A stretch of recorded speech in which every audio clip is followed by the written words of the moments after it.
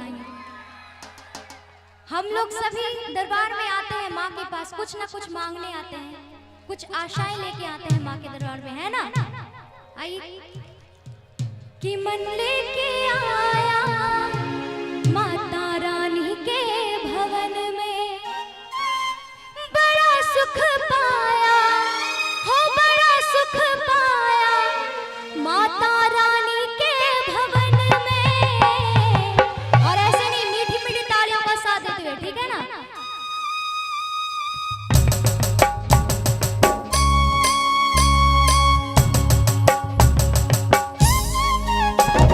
क्या बात है, तालियों का